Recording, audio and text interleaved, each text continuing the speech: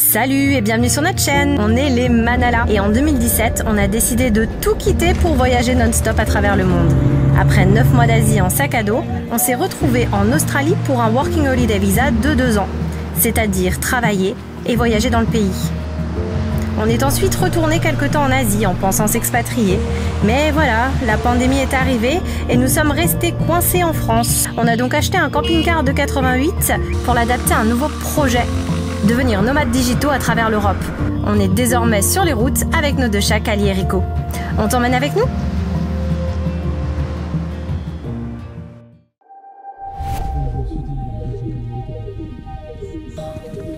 Oh, j'adore.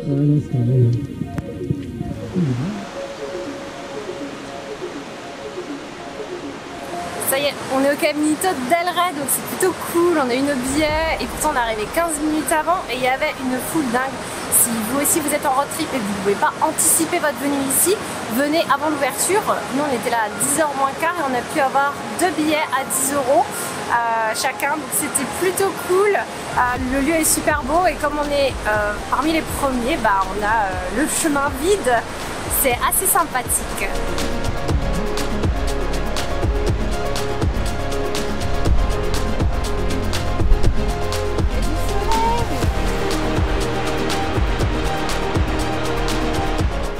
Là, on voit l'ancien chemin et par-dessus, ils ont fait le nouveau, beaucoup plus sécurisé. On le voit tout autour. Là,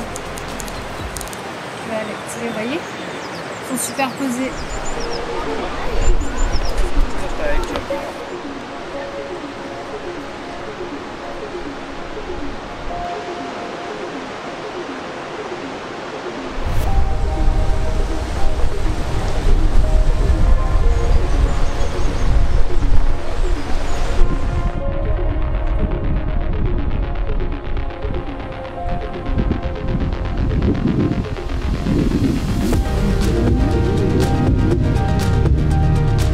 Nouvelle journée, on va quitter du coup le lac Guadalhorce qui est à côté du Caminito del Rey qu'on a fait et on va se diriger progressivement à Malaga toute la journée parce qu'on a pas mal de choses à faire. Pour ceux qui ont un camping-car ou un véhicule aménagé, vous savez qu'il y a toujours plein de choses à faire et au moins une journée à consacrer pour tout plein de trucs. Donc ce matin on a fait le ménage, on a fait les toilettes. Hier moi j'ai préparé les frigos, les placards, j'ai fait l'inventaire de ce qui manque parce qu'on va faire les courses. On retourne dans la civilisation, mais on n'a pas que ça à faire parce que en fait on va commencer des petits travaux dans le camping-car. Donc il faut qu'on profite qu'il y ait un Ikea, qu'il y ait un Bricomart, qu'il y ait un Decat, qu'il y ait tout ce qu'il nous faut en fait pour faire ça. Donc c'est une journée magasin, full. Heureusement on n'est pas le week-end, on est vendredi, donc ça devrait aller un peu mieux quand même. On va un petit peu filmer, mais pas trop parce que c'est pas très intéressant. Mais comme ça, vous voyez un peu à quoi ressemble une journée qu'on déteste. Et puis vous allez voir aussi à quoi ressemblent les magasins en Espagne. C'est parti!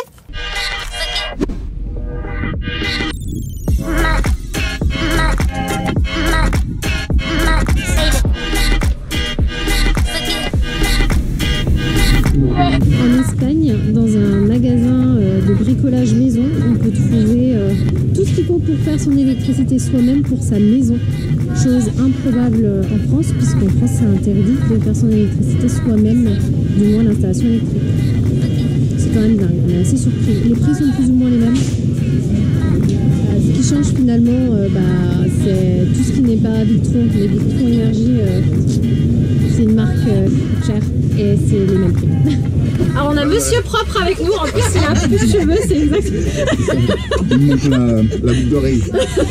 En fait, pour la petite histoire, ça fait des mois qu'on a une plaque pourrie, ça marche pas, on a tout essayé. La pierre blanche de mamie, la pierre de mamie, on a essayé plein de trucs et on voulait pas acheter 36 000 produits pour essayer parce qu'après il faut les accumuler. Et lui il a peut-être la solution, alors voilà. Il faisait le malin. Non, à l'usure, je vais la ramener là, tu vas pouvoir filmer pendant 2 heures. Allez, vas-y. On teste. Ça va.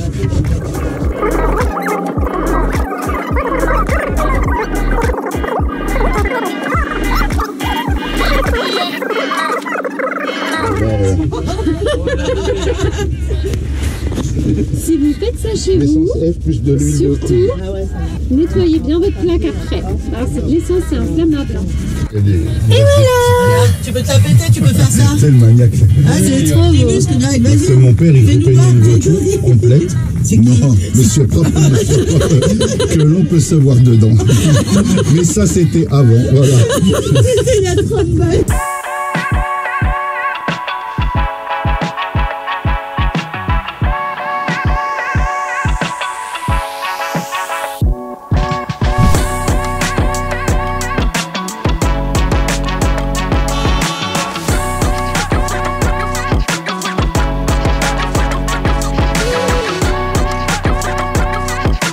Ce matin, Théo nous a mis au défi d'aller nous baigner à la mer.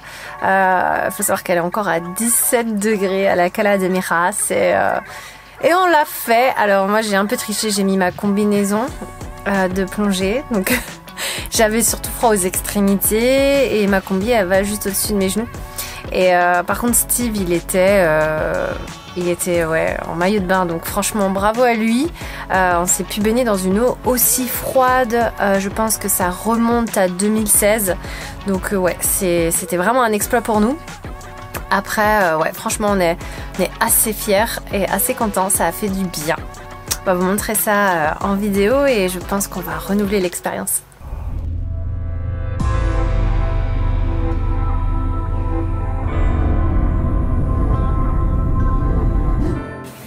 Ça y est, on a quitté Théo et Tiffen pour la certainement dernière fois de ce voyage en Espagne parce qu'ils font le tour dans l'autre sens. Par contre, on risque de revoir Elsa, Jérémy et leurs enfants puisqu'ils font la même boucle que nous. Nous, on est parti parce que du coup, on souhaitait visiter Ronda, ses alentours, le temps qu'il fasse encore un peu beau et puis il fallait sortir Cali parce que là-bas c'était pas trop possible, on était en ville et c'est surtout qu'il y avait des chiens. Voilà, donc c'est pas terrible. Elle-même ne voulait pas sortir parce qu'elle était trop apeurée. Donc, en ce moment même, nous sommes posés dans une aire ils appellent ça les aera recreativa. En gros, c'est des aires de repos, mais qui font plus penser à des aires de pique-nique. Il y a des barbecues, il y a de l'eau, c'est en plein dans la nature et c'est juste avant Ronda. Malheureusement, on ne peut pas y dormir. Il y a un panneau interdiction au camping-car, mais ça ne nous empêche pas d'y passer quelques heures. Là, on va manger. Kali, elle a déjà fait son tour, c'est super beau. On va vous montrer ça en vidéo avant que le temps ne se gâte et qu'on rejoigne Ronda pour les visites.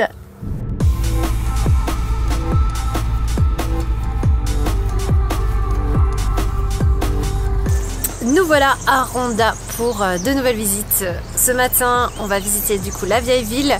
Ronda est célèbre en Andalousie parce que c'est un village blanc qui est fortifié. Et il est surtout connu pour son pont qu'on va voir un peu plus loin. En tout cas, la ville, elle est au-dessus des falaises. Je ne sais pas si vous voyez derrière moi, mais la vue est à tomber. Nous, on va suivre le petit chemin le long des parois pour rejoindre la ville. Et je me demande bien ce qu'on va y trouver. Juste pour information, si vous démarrez vos visites à Ronda, on vous invite à aller voir directement l'office du tourisme qui est devant la place des taureaux.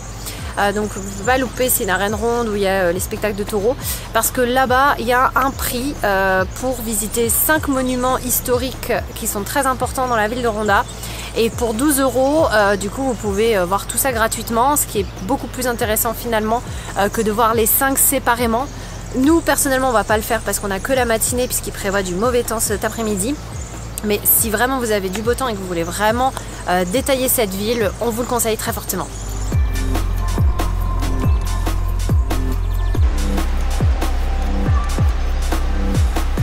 On va passer le pont nouveau, si vous voulez le visiter, vous pouvez, en fait il est aménagé dans ses combles, l'entrée est de 2,50 € par personne et elle est juste située sur la droite quand vous arrivez dans la vieille ville. Donc oui, ce pont ramène à la vieille ville de Ronda qu'on va aller visiter.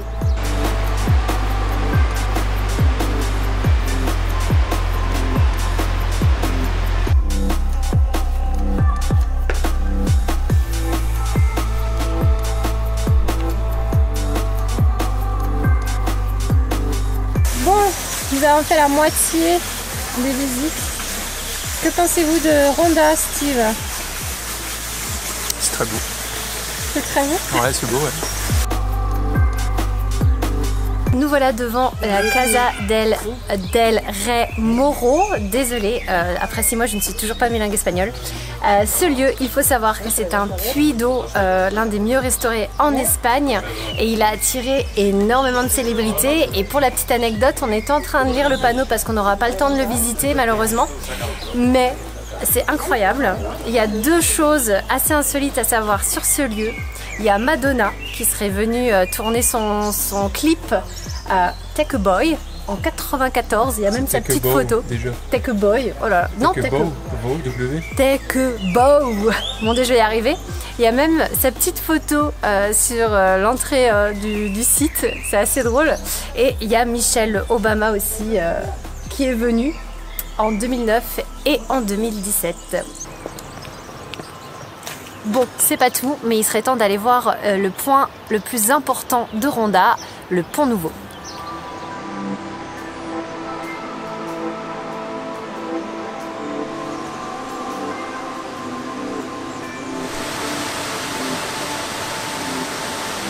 L'endroit est vraiment fantastique, on est descendu jusqu'au pied du pont.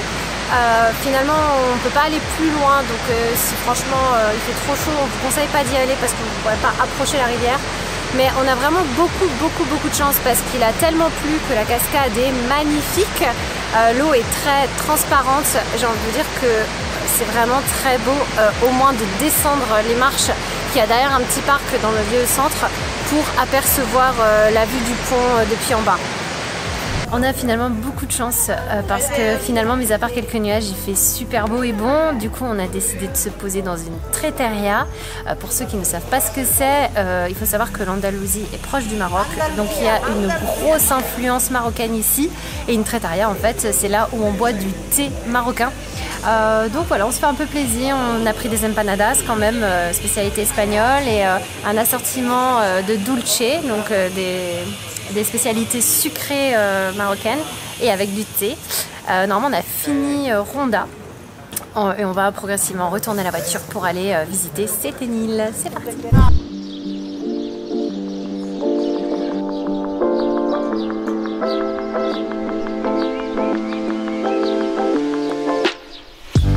On est à Séténil de Las Bodegas, je vais y arriver. Juste en face de moi, il y a les maisons troglodytes qui sont très connues dans la région. On est à quelques kilomètres de Ronda et on les voit depuis ce mirador, mais on va s'y approcher.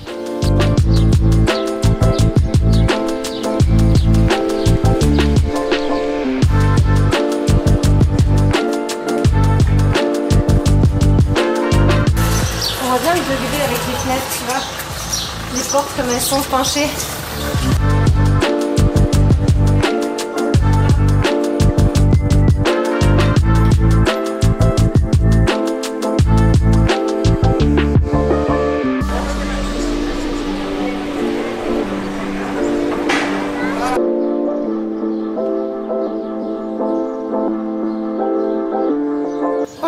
On est dans une des rues de Séténil, comme vous pouvez voir derrière moi.